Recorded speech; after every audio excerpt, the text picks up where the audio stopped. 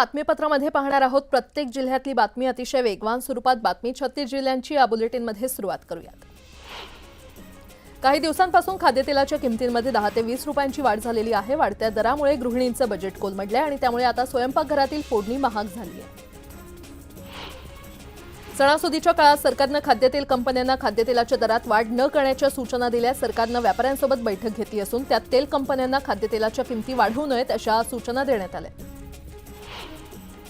राज्यातील बाजारात मक्याचे 3,354 क्विंटलची आवक झाली तर सोलापुरात मक्याला कमीत कमी 1,500 रुपयांपासून 2,900 रुपयांपर्यंत दर मिळालाय. राज्यातील बाजार समितीमध्ये कांद्याची 93,075 क्विंटल इतकी आवक झाली आहे. यात नाशिक जिल्ह्यात उन्हाळ कांद्याची 50,598 क्विंटलची आवक झाली आहे तर आज कांद्याला कमीत कमी 3,000 रुपयांपासून 5,000 रुपयांपर्यंत दर मिळालाय.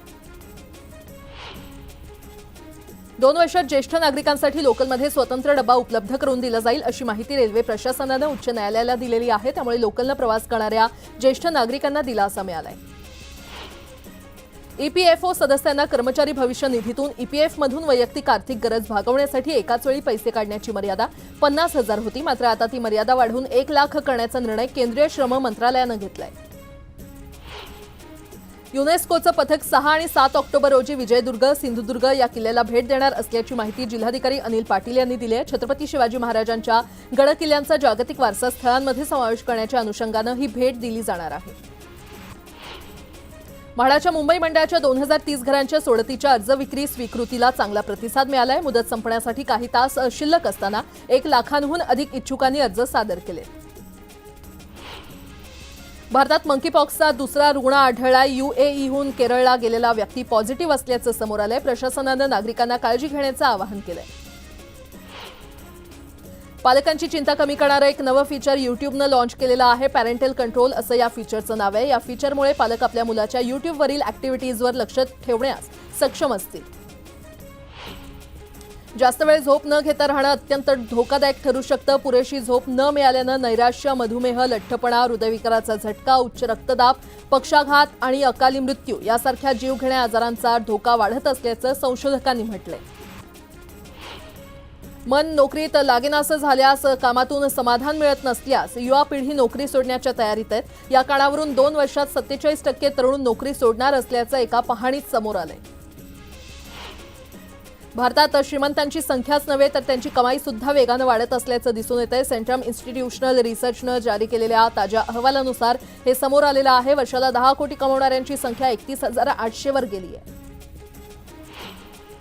राज्यात काही काळाच्या विश्रांतीनंतर पावसानं जोरदार कमबॅक केलाय. पाऊस पुन्हा एकदा ऍक्टिव्ह मोडवर आलेला आहे. शनिवारपासून पुन्हा धुवाधार पावसाचा इशारा वर्तवण्यात आलाय.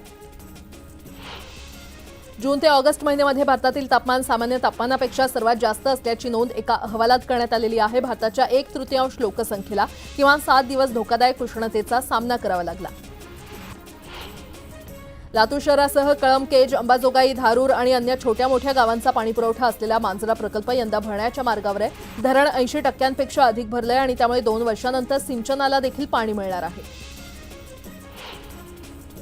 मोडकसागर धरणातील गाळ काढण्याबाबत केंद्रीय जल आयोगाच्या निकषानुसार सर्वेक्षण करण्याचा निर्णय पालिकेनं घेतलाय. सर्वेक्षणाचं हे काम 2 टप्प्यात होणार आहे. त्यानुसार तांत्रिक व्यवहार्यता तपासण्याचं काम पूर्ण झालंय.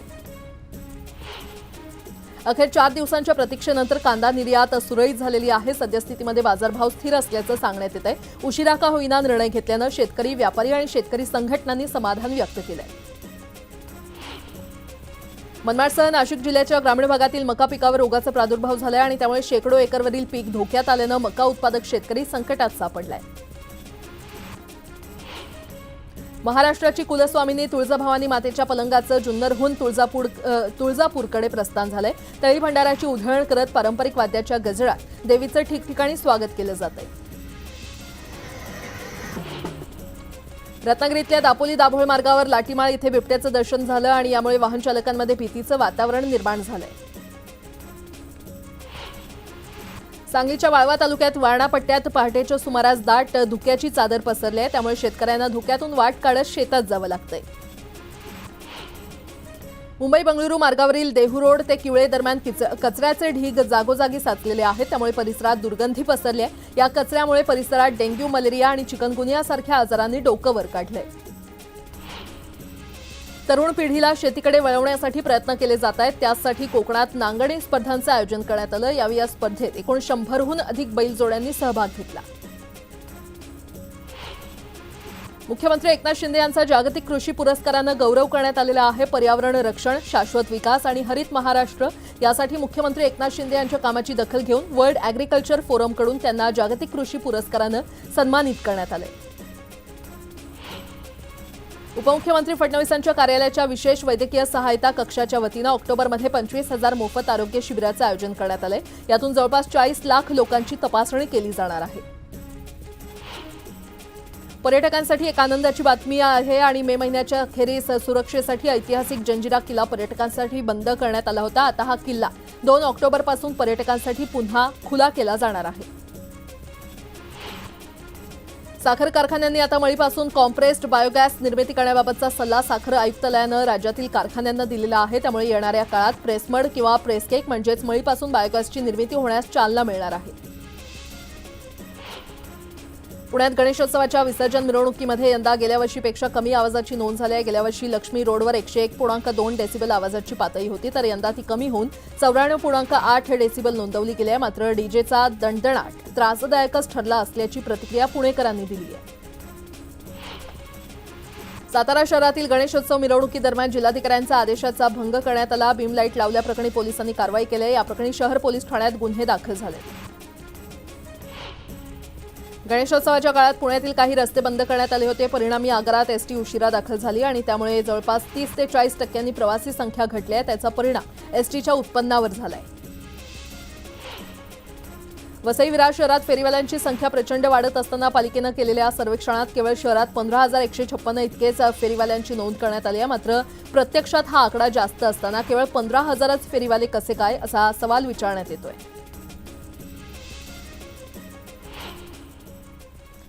आता एक सविस्तर बातमी. केंद्र सरकार सध्याच्या कार्यकाळात वन नेशन वन इलेक्शन लागू करणार आहे. गेल्या अनेक दिवसांपासून देशभरात चर्चा असलेला एक देश एक निवडणूक या धोरणाबाबत केंद्र सरकारकडून महत्त्वाचा निर्णय घेण्यात आल्याची माहिती मिळते. मोदी सरकारच्या मंत्रिमंडळानं एक देश एक निवडणूक या धोरणाला मान्यता दिल्याची माहिती मिळते. माजी राष्ट्रपती रामनाथ कोविंद यांच्या अध्यक्षतेखाली एक देश एक निवडणूक धोरण कितपत व्यवहार्य आहे याचा अभ्यास करण्याकरता एक समिती गठीत करण्यात आली होती. या समितीने एक देश एक निवडणूक धोरणाबाबत अनुकूल मत दर्शवत एक अहवाल सादर केला. या अहवालाला केंद्रीय मंत्रिमंडळाने मान्यता दिल्याचं समजतंय. तो फेजिंग आउट किस तरह से होगी, फिर लॉ एंड ऑर्डर का जो पुलिस का डिप्लॉयमेंट फोर्स है वो देखना होगा. 2 वर्षात राज्यात आमच्या 30 शहरांमध्ये महानगरपालिकेच्या निवडणुका नाही झाल्या आणि वन नेशन वन पोल बद्दल बोलतात. तर मला वाटतं कपिल शर्मा शोवर आपले निवडणूक आयोगाचे आयुक्त येणार आहेत. यानंतर आता या धोरणाला संसदेत मंजुरी मिळणं आवश्यक आहे. आगामी हिवाळी अधिवेशनात हे विधेयक संसदेत मांडण्यात येणार असल्याची माहिती मिळते. एक देश एक निवडणूक धोरणाची अंमलबजावणी झाल्यास देशात एकाच वेळी लोकसभा आणि विधानसभेच्या निवडणुका होतील. अकोल्यातील मनसे कार्यकर्ते जय मालोकरच्या मृत्यू प्रकरणाला आता वेगळं वळण लागण्याची शक्यता आहे. जय मालोकरच्या शवविच्छेदन अहवालात अनेक धक्कादायक गोष्टी समोर आल्यात. जय मालोकरचा पोस्टमॉर्टम रिपोर्ट समोर आलाय. जय मालोकरचा मृत्यू जबर मारहाणीनं झाल्याचं या अहवालात समोर आलंय. शवविच्छेदन अहवालानुसार जयला जबर मारहाण झाली. पाठ, छाती, डोक्यावर आणि मानेवर जबर मारहाण झाली. त्यामुळे त्याच्या छातीच्या 4 ते 5 बरगड्या मागच्या बाजूने फ्रॅक्चर आहेत. डोक्याला सुद्धा गंभीर मारहाण झाली. पोस्टमॉर्टम वेळी मेंदूवर मोठ्या प्रमाणात सूज होती, त्यामुळे मेंदूचं वजन वाढलं. मानेवर जबर मारहाणीमुळे त्याच्या मज्जातंतूंना गंभीर इजा झाली. या सगळ्या गोष्टींमुळे न्यूरोजेनिक शॉकमुळे जयचा मृत्यू झाल्याचं या रिपोर्टमध्ये म्हटलंय. Multiple injuries on vital organs या गोष्टीमुळे झालेला PM रिपोर्टमध्ये नमूद आहे. आमची मागणी एवढीच आहे की या गोष्टीची पोलिसांनी सखोल चौकशी करावी. राडा झाल्यानंतर 3 तासात जयसोबत नेमकं काय झालं होतं याची चौकशी करण्याची मागणी जयच्या कुटुंबियांनी केली आहे. पुन्हा एकदा बातम्या वेगवान स्वरूपात. रिअल टाइम एअर क्वालिटी अहवालानुसार कल्याणच्या हवेची गुणवत्ता पाहता सगळ्यात जास्त प्रदूषित असल्याची नोंद झाली आहे. जगातील 4 शहरांच्या तुलनेत कल्याण हे 4थ्या क्रमांकावर प्रदूषित शहर असल्याचं समोर आलंय. वैद्यकीय शिक्षण विभागाच्या वैद्यकीय दंत होमिओपॅथी आणि आयुर्वेद रुग्णालयातील विजेचा खर्च वाढतोय, त्यासाठी सोलार यंत्रणा बसवण्याच्या निर्णयाला वैद्यकीय शिक्षण विभागानं मंजुरी दिली आहे. वसई येथील महापारेषणच्या 122 केव्ही अतिउच्च दाब केंद्रातील 50 MVA क्षमतेच्या रोहित्रात तांत्रिक बिघाड झालेला आहे. नवीन रोहित्र लावण्यास 3 ते 4 दिवसांचा अवधी लागणार असल्यानं त्याचा परिणाम वसई विरारमधील वीज पुरवठ्यावर होणार आहे. गणेशोत्सव संपल्यानंतर पालिकेनं स्वच्छता मोहीम हाती घेतली आहे. संपूर्ण मुंबईतील जाहिरात फलक हटवण्याची देखील मोहीम हाती घेण्यात आलेली आहे. अनंत चतुर्दशीनंतर 24 तासात पालिकेच्या परवाना विभागाकडून 14,000हून अधिक जाहिरात फलक, कमानी आणि झेंडे हटवण्यात आलेले आहेत. गणेशोत्सवाच्या काळात बेकायदा होर्डिंग्जवर काय कारवाई केली याबाबत माहिती देणारं प्रतिज्ञापत्र सादर करण्याचे आदेश देण्यात आलेले आहेत. मुंबई उच्च न्यायालयानं मुंबई महापालिकेला बुधवारी हे निर्देश दिलेत.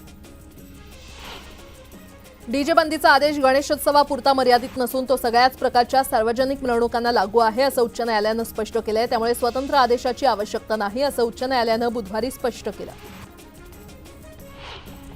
बेस्टच्या मिनी एसी बसेस या कंत्राटी पद्धतीवर चालवल्या जातात. अशात कंत्राटदारांकडून लूट होत असल्याचा आरोप प्रवाशांनी केलाय. बसमधील एसी यंत्रणा कायम बंद असते, मात्र तिकीट एसी प्रवासाचं घेतलं जातं. एसटी महामंडळाच्या सर्व बसमधून महिला प्रवाशांना राज्यात कुठेही अर्ध्या तिकिटात प्रवास करता येतोय. या योजनेतील सवलतीची रक्कम राज्य सरकार एसटी महामंडळाला देणार आहे. संलग्न झोपडपट्टी पुनर्वसन योजनांबाबत प्राधिकरणाच्या मनमानीला चाप बसलाय. परस्पर योजना राबवून विकासकांना चटई क्षेत्रफळाचा भरमसाठ लाभ मिळवून देण्याच्या प्राधिकरणाच्या मनमानीला आता महापालिकेनं चाप लावलाय.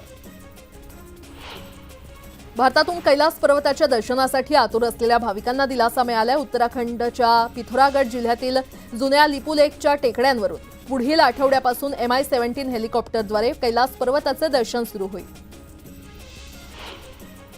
7वा वेतन आयोग शिफारसी अंतर्गत महागाई भत्ता वाढीची वाट पाहणाऱ्या केंद्र सरकारच्या कर्मचाऱ्यांना आणखी काही काळ प्रतीक्षा करावी लागू शकते. निवडणुकीच्या वेळापत्रकामुळे ही घोषणा सप्टेंबरच्या अखेरीस केली जाऊ शकते.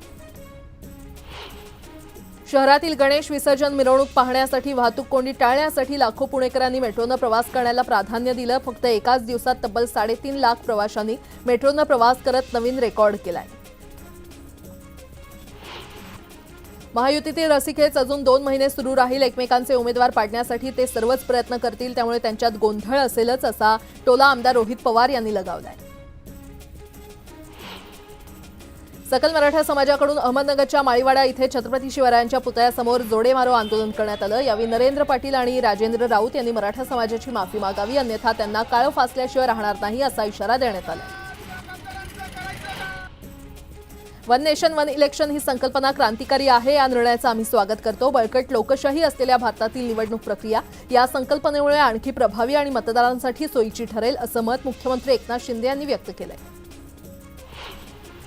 पंतप्रधान मोदींच्या अध्यक्षतेखाली केंद्रीय मंत्रिमंडळानं PM आशा योजनेसाठी 35,000 कोटी मंजूर केलेत. देशातील शेतकरी बंधू भगिनींना परवडणाऱ्या दरात खतांचा सतत पुरवठा व्हावा, यासाठी हा निर्णय घेण्यात आलाय. या निर्णयामुळे कडधान्य आणि तेलबिया पिकांची किमान आधारभूत किंमत ठरेल.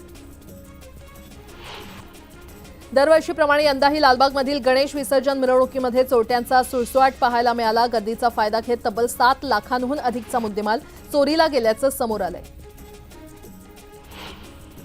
गणपती विसर्जनादरम्यान राज्यात विविध घटनांमध्ये 21 जणांचा मृत्यू झाला. यात उत्तर महाराष्ट्रातील 9, विदर्भातील 7 तर विरारमध्ये एकाचा मृत्यू झालाय. मुंब्र्यात ईदनिमित्त आयोजित मिरवणुकीत पॅलेस्टाईनचा झेंडा फडकवल्याचं समोर आलंय. त्यामुळे मुंब्र्यामध्ये नेमकं काय सुरू आहे असा प्रश्न उपस्थित होतोय. JEE परीक्षेत सर्वाधिक गुण प्राप्त केलेल्या विद्यार्थ्यांची प्रवेशासाठी IIT मुंबईला सर्वाधिक पसंती असल्याचं समोर आलंय. JEEतील अव्वल 10 विद्यार्थी IIT मुंबईमध्ये दाखल होणार आहेत. IIT प्रवेशासाठी घेण्यात येणाऱ्या JEE परीक्षेतील टॉपर्सची पहिली पसंती IIT मुंबईला असल्याचं स्पष्ट झालंय. JEE ॲडव्हान्समधील 25 टॉपर्सपैकी 24 जणांनी तर 100 टॉपर्सपैकी 72 जणांनी IIT मुंबईमध्ये प्रवेश निश्चित केलेत. वैद्यकीय आणि दंत अभ्यासक्रमाच्या पहिल्या फेरीतील प्रवेश 5 सप्टेंबर रोजी संपल्यानंतर दुसऱ्या फेरीतील प्रवेशाचं वेळापत्रक वैद्यकीय समुपदेशन समितीनं जाहीर केलंय. MBBS BDS अभ्यासक्रमाच्या दुसऱ्या प्रवेश फेरीला 26 सप्टेंबरपासून सुरुवात होणार आहे. राज्यात आयुर्वेद, होमिओपॅथी आणि युनानी अभ्यासक्रमाच्या पदव्युत्तर अभ्यासक्रमाच्या प्रवेश प्रक्रियेला सुरुवात झाली आहे. विद्यार्थ्यांना 22 सप्टेंबरपर्यंत ऑनलाईन अर्ज नोंदणी करता येणार आहे. पहिली गुणवत्ता यादी 26 सप्टेंबरला जाहीर करण्यात येणार आहे. या सगळ्या महत्त्वाच्या बातम्या पाहिल्यानंतर या बुलेटिनमध्ये आता वेळ झाली इथेच थांबण्याची. पाहत रहा न्यूज 18 लोकमत.